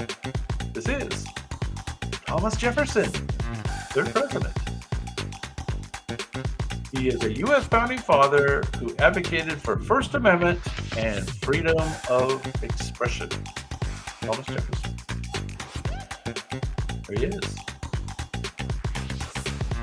That was number 18. Now we're down to number 17. And this is actually a woman. She is known as the lady in her home country. Okay. Her father was a major figure in Myanmar's independence. She won the Nobel Peace Prize while under house arrest. I guess that's her claim to fame. She advocated against military rule in Myanmar. She led Myanmar's National League for Democracy. Anybody know what this is? This is pretty obscure for me. I don't know if you guys know. But we are learning something here. This is a free speech advocate. Her name is Aung San Suu Kyi. Aung San Suu Kyi. Aung San Suu Kyi. There you go. Myanmar leader who advocated for democracy and free speech during decades of house arrest. She was under arrest most of the time. Bummer. You'll know this guy.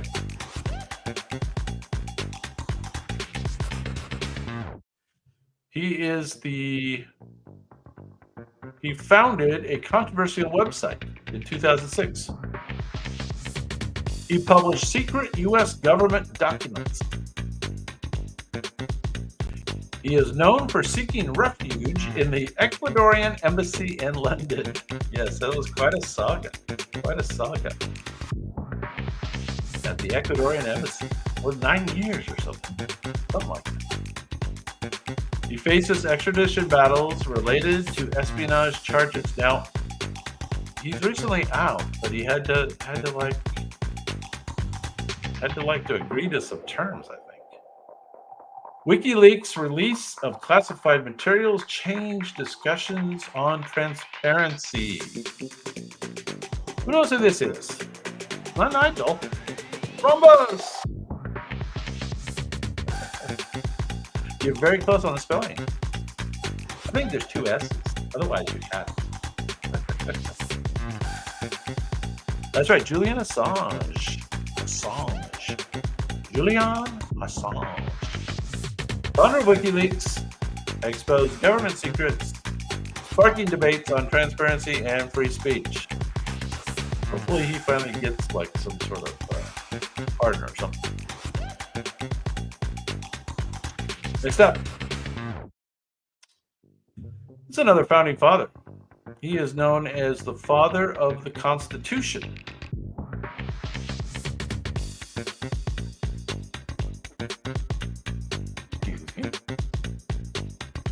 He is the fourth president of the United States. He played a major role in drafting the Bill of Rights. He co-wrote the Federalist Papers.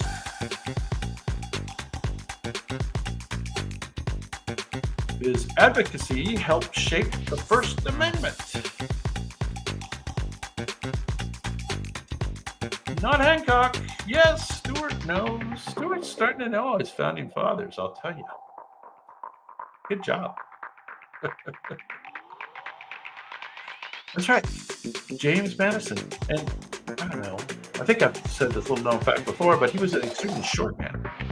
He was like 5 foot. Yeah. 5 foot. That's right, James Madison, principal drafter of the U.S. Bill of Rights, which includes protections for freedom of speech. So, key guy, right? We're down to number 14. This gentleman was born into slavery and escaped to freedom. He is known for his powerful oratory and writings. He authored the narrative of life of blank blank. I'm not going to be tricked by the robots to give you the answer. He met with President Lincoln to discuss civil rights. His speeches advocated for abolition and free speech. Who knows who this is? Anybody remember this part of American history?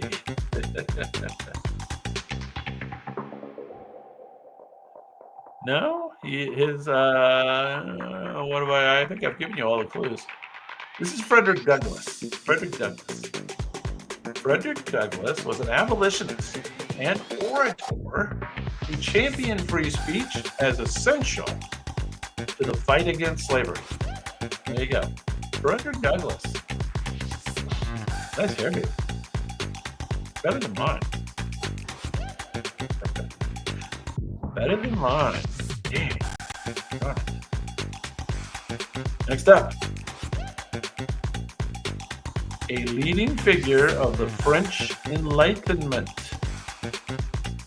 He's known for his wit and criticism of the Catholic Church.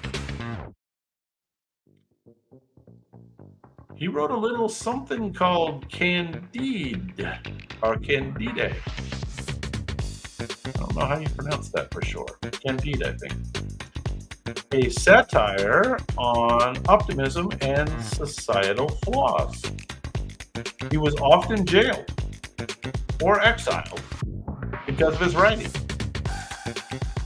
Yeah, Rhombus. Nice. Nice.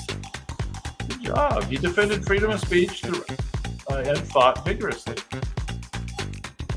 Yes, indeed. This is Mr. Voltaire. Voltaire. Supposed to be corresponded with Catherine the Great, right? In some of our cross-current stories. He is a French Enlightenment writer, famous for his defense of free speech, famously attributed with, "I disapprove of what you say, but I will defend to the death your right to say it." There you go. Voltaire. Tells Voltaire. All right, next up. First woman to serve in both the House and the Senate in the United States. She was known for her Declaration of Conscience speech. Declaration of Conscience. No, Conscience. A Republican who criticized her own party's witch hunt. She opposed the tactics of Senator McCarthy. So this was the main person who stood up to the McCarthy hearings and all that. Communism scare, Red Scare. Her speech defended Americans' right to dissent. Anybody know? Kind of obscure, right? Good to know that. Something good to learn. This is Margaret Chase Smith. Margaret Chase Smith. She was a U.S. senator who spoke out against McCarthyism and defended the right to dissent. Okay. Sounds reasonable. Sounds very reasonable. You'll know this next gentleman, a British writer who served as a police officer in Burma. Didn't know that. He was known for works critiquing totalitarianism. He wrote a little ditty called Animal Farm, a satirical novella about revolution. His dystopian novel coined terms like Big Brother. The Big Brother guy. Yeah. I think we all know the Big Brother guy, right? 1984 is a cautionary tale about government overreach. Yes, Stuart. Yes, yes indeed. It is Mr. George Orwell. George Orwell.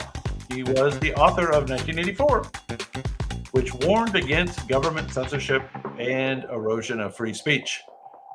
And over here in the States, we are concerned that it has been 1984 for a while. Yeah. Hopefully that's reversing. So we will see. Time will tell. Time will tell. Next up.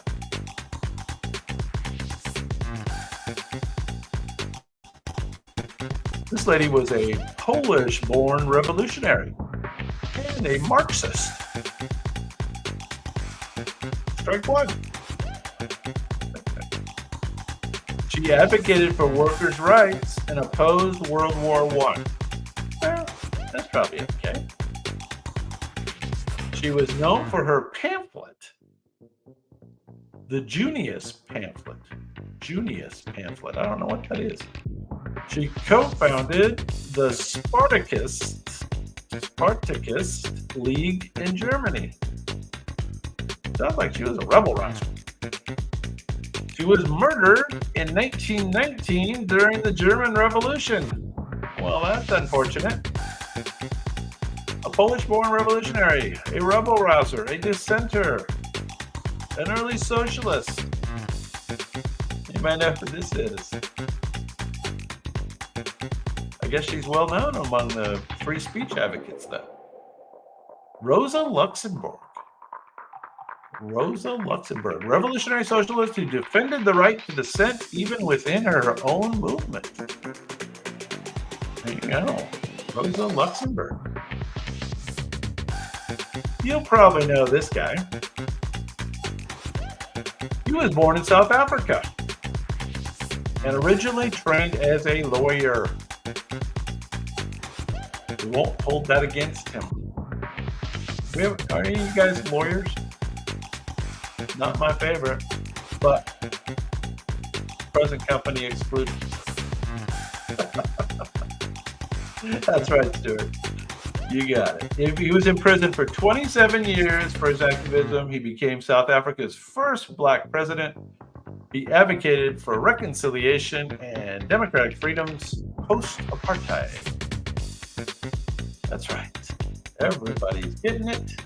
I think it's the robot's fine rendition that is coaxing you to the correct answer. This is Nelson Mandela. He's an anti-apartheid leader who argued for free speech and that it was fundamental to democracy and equality. Nelson Mandela. Free speech advocates. That's what we're doing. Free speech advocates, and we're all the way down to number 8. Now you probably will know this name. It's an American, but fairly well known. He's a renowned professor at MIT, known for his work in linguistics. He authored Manufacturing Consent, Critiquing Media. He's a media critic. He often critiqued U.S. foreign policy and corporate influence. He's known for defending free speech for all, regardless of their political views.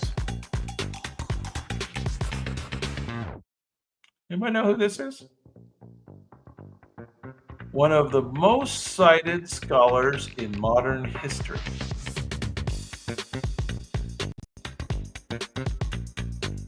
Manufacturing Consent. He doesn't like the press. He thinks they're in league with the government and the corporation. This is Noam Chomsky. That's not familiar? Chomsky. Noam Chomsky's linguist and political activist known for his strong defense of free speech, even for controversial opinions. A true free speech advocate, not Bernie Sanders. Well, Bernie doesn't care anything about free speech.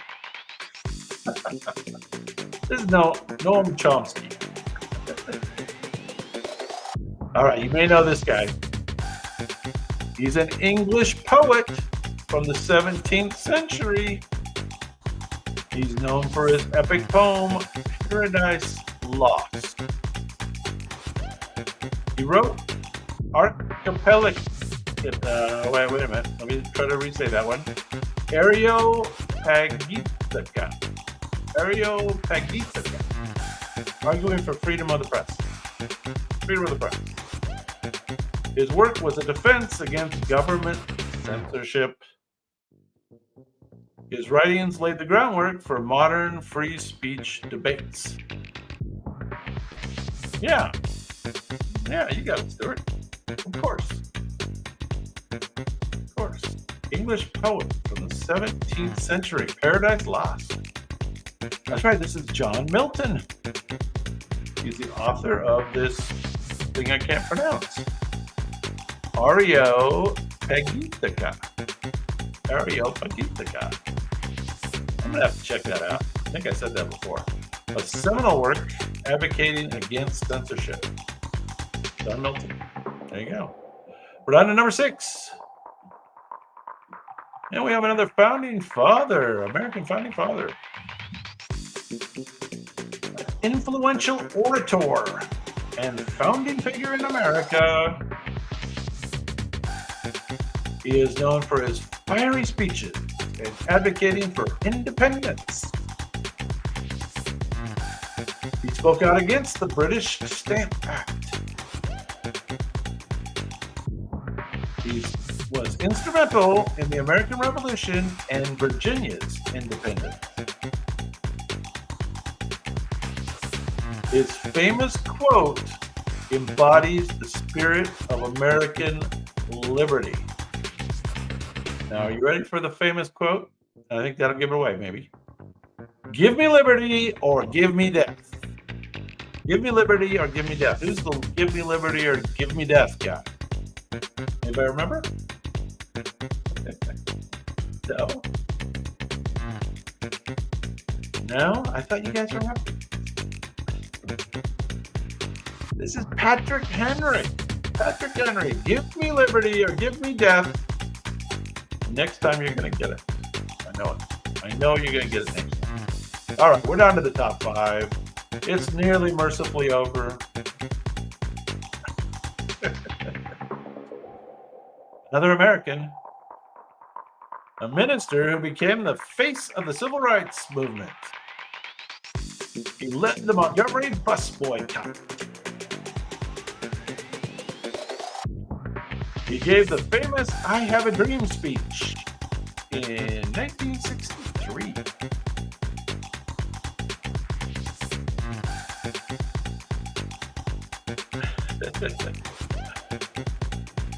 No Liberty Bells, eh?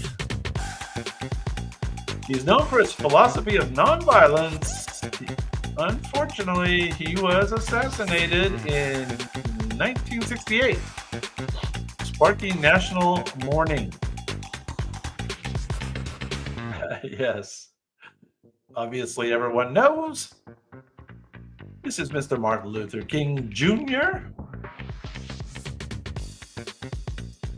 civil rights leader who used free speech to challenge racial injustice. So he certainly belongs on the free speech advocate list here tonight.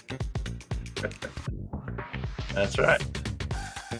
And because I know you guys haven't had enough of our American founding fathers in the free speech category, we're gonna bring one more your way. He was an English-born writer, though, and a political activist. But he moved to America and joined the revolution. Common Sense was a bestseller advocating for independence. Wasn't it? It was just like a pamphlet, wasn't it? Common Sense. He also wrote The Rights of Man, defending the French Revolution. So he was into lots of different revolutions.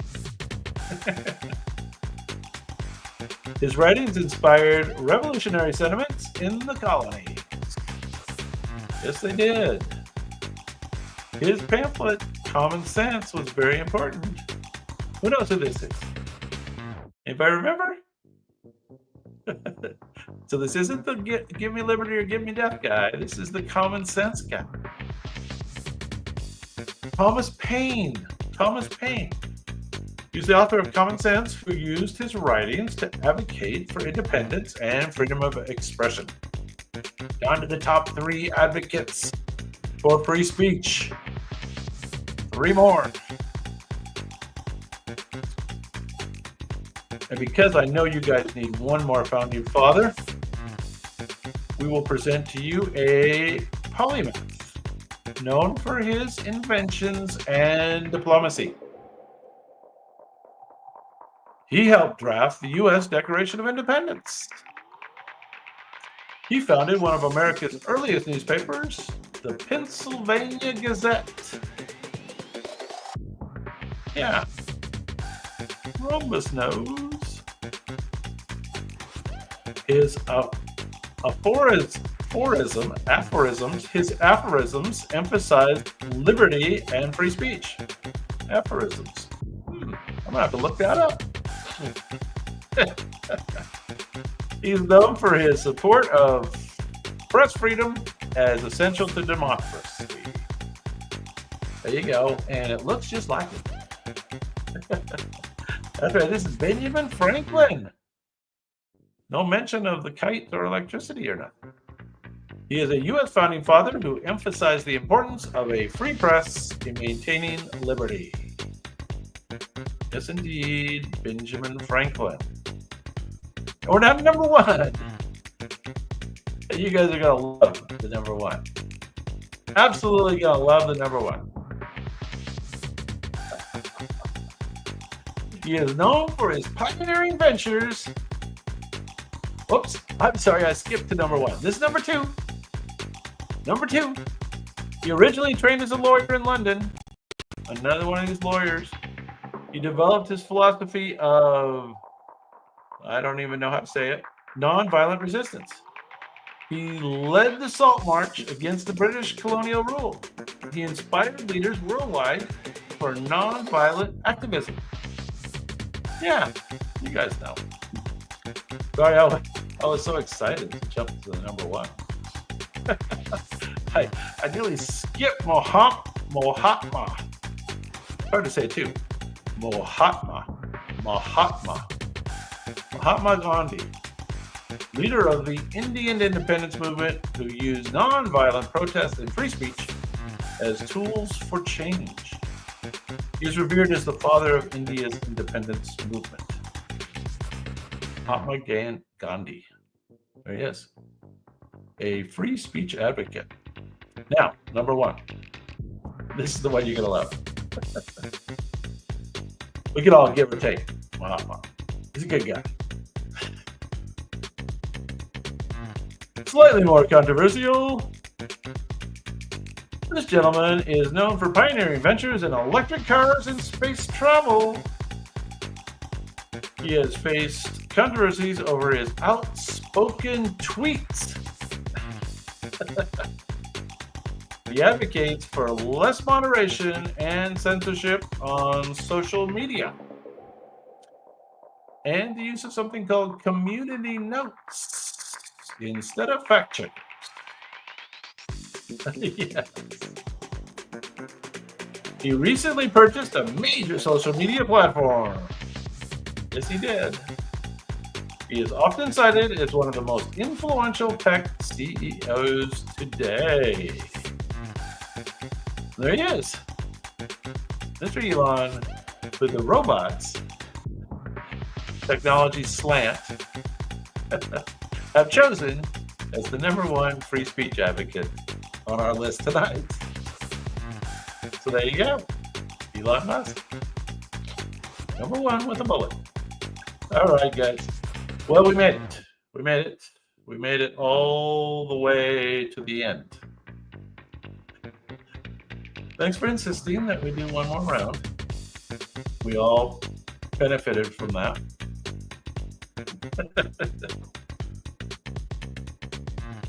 Definitely. Anyway, I hope you guys are doing well. How's the new year treating you so far? All good? No big issues? Going well? Yeah, sorry it felt a little American-centric to you. I think it's the baseball kind of made it feel that way, right? Baseball is not a real British sport, is it? You guys play something a little different over there. Smooth sailing, huh? Good year so far. Yeah, pretty good. It's been kind of cold here. We had a little snow actually for the first time in a couple years in the upstate of South Carolina here. But not much. Just a little bit. I got to go out for a walk today, so that felt good. It's always nice to get a little walk in around here. Yeah, the baseball was tough, but we did have some baseball people in the audience. I don't know if they came in special for that or not, but they did perform on the baseball category.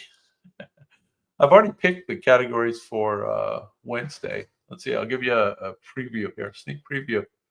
Let me open this file here real quick. So we've got next on Wednesday, we've got 20 best comedy films of the 2000s. That should be pretty good. We've got best-selling authors of all time. So that's not, those two aren't too American-centric, I don't think. And then the last one might be a little more American-centric. It's the 20 top fast food chains of all time. So if you guys want to study up, those are our three categories for Wednesday's show. And then if you want other ones, comment on the upload, and we'll try to get your requests in the next time. Okay. Anyway, thanks again. As always, very much appreciate you hanging out with me and doing the show. And I'm going to try to figure out where I've got the intro, and we will say goodnight. So, adios, guys.